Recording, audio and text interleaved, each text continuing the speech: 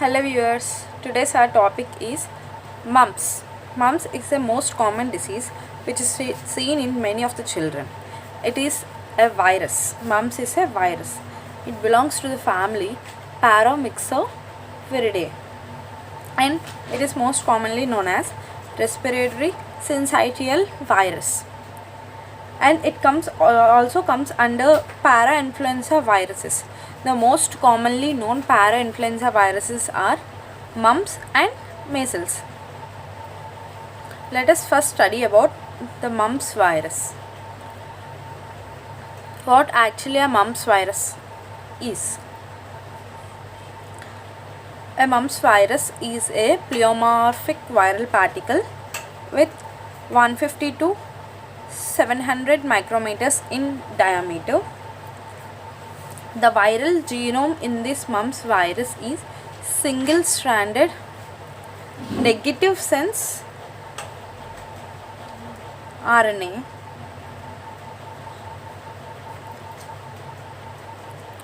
Single-stranded negative sense RNA. And the RNA is also non-segmented.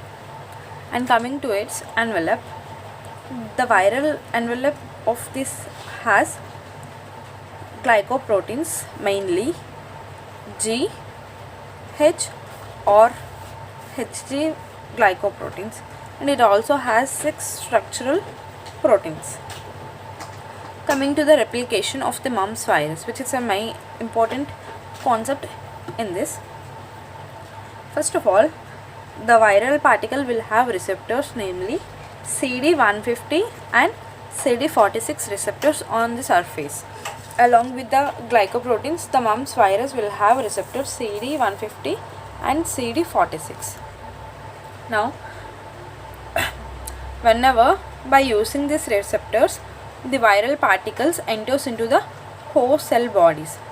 In this, the virus will be having fusion protein F1, which is a structural protein which also aid in the process of entering into the host cell organism.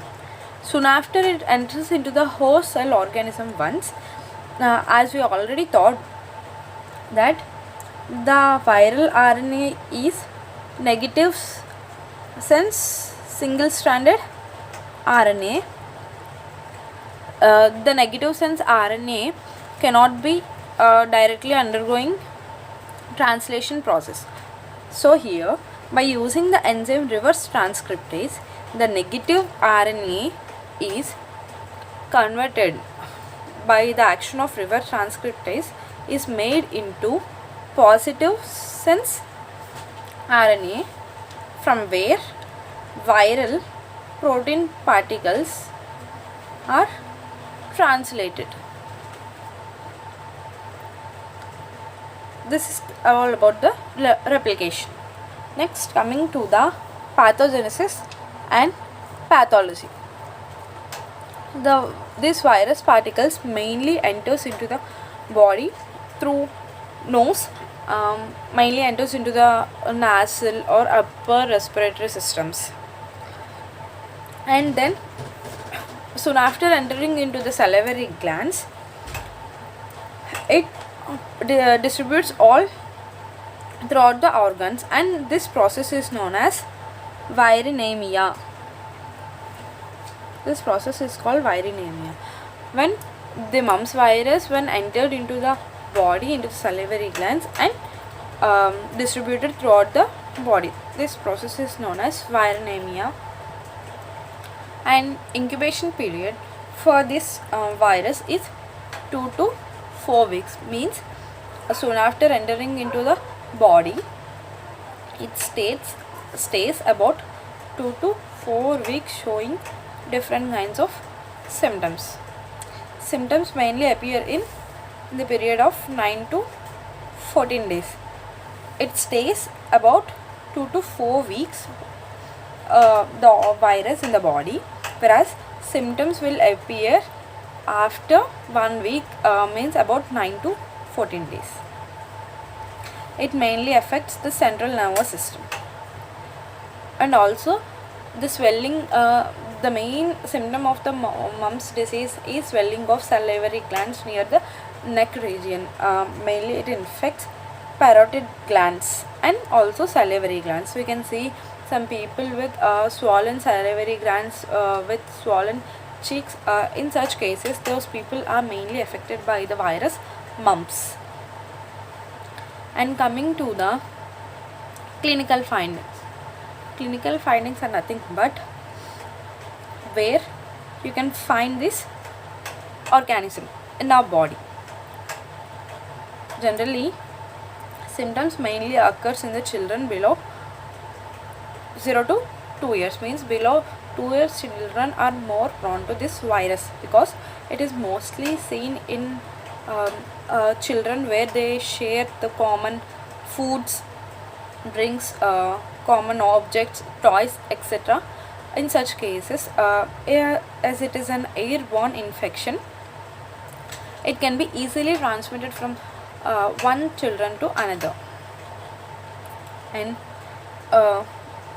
prodromal period. What is meant by prodromal period? It means the period between appearance of initial symptoms and full development of the disease. In this mumps virus, this disease exhibit a prodromal period. Next, coming to the main symptoms of the disease, which include malaise, rapid enlargement of parotid gland, and also salivary glands. As I have told you, there will be swelling and enlargement in salivary glands. In most of the cases, only one of the parotid gland will be affected in a normal milder cases, whereas when the virus infection is very severe, both two of the glands will be severely enlarged and affected, which results in high pain and inflammation. Next, coming to this, mostly in most of the mumps cases, 10 to 30% central nervous system is involved, and also it results in aseptic meningitis. It's a most commonly affected thing when people suffering from mumps virus. It is most oftenly seen in males than females.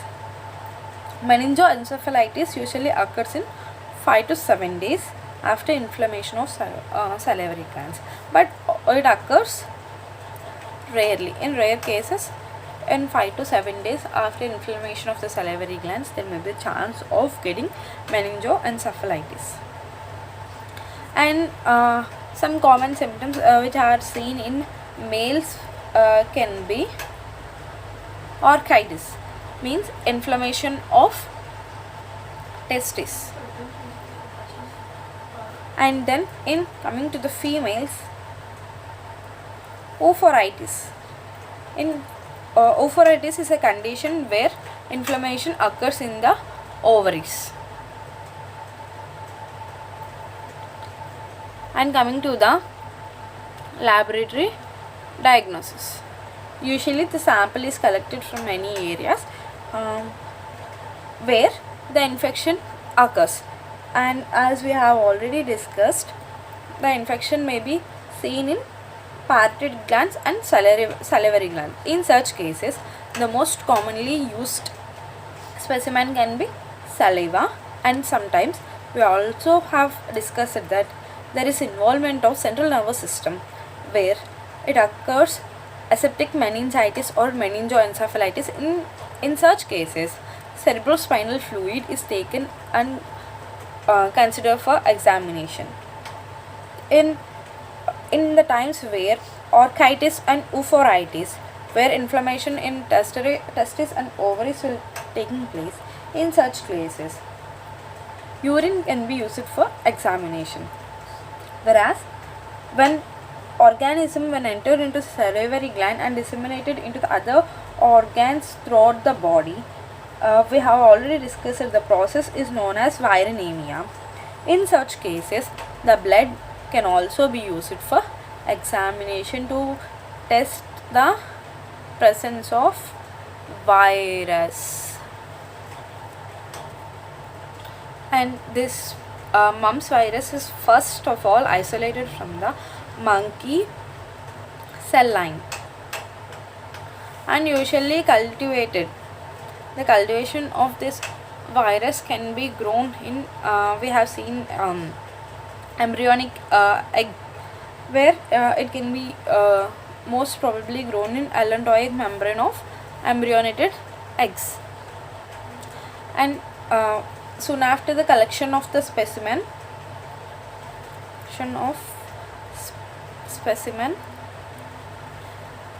the sample should be examined immediately. It should be examined under a microscope or various other serological tests, but should not be delayed because viral particle needs a host cell in order to survive. Sometimes it may show negative results when the examination is delayed. And most commonly used method for detection are immunofluorescent methods, and next molecular methods which include ELISA, where the specific antigen ELISA will be having two methods, direct and indirect methods, where one will be using known antigen and another one is by known antibody. By treating them with the sample, we'll get the positive or negative result for the viral particles. Coming to the treatment, the most commonly known treatment for the measles is MMR vaccine. MMR vaccine is a life survival for most of the children suffering from diseases known as mumps, measles and rubella. It is a dose of these three vaccines which is prepared from chick embryonated cell lines, and it is a live attenuated vaccine which includes the live strains of mumps virus, measles virus and rubella viruses.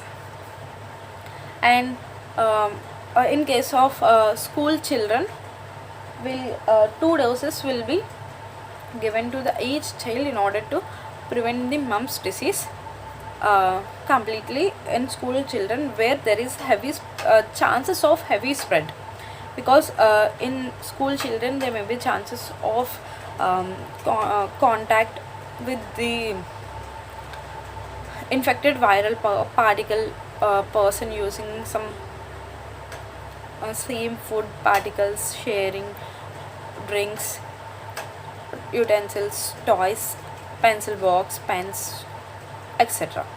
And most common ways of transmission can be through coughing, sneezing and talking, etc. And control. Coming to the control, person to person contact should be avoided in case of person affected with this mumps virus, and one should maintain proper sanitary conditions in order to avoid this. And if infected, the person should be isolated for 5 days in a separate room in order to prevent any kind of spread of the diseases. This is overall about the mumps virus, which is a most commonly known virus which causes diseases known as mumps, which is inflammation of salivary glands or parotid glands in some cases, which causes meningoencephalitis or aseptic meningitis in fewer cases. Okay, thank you.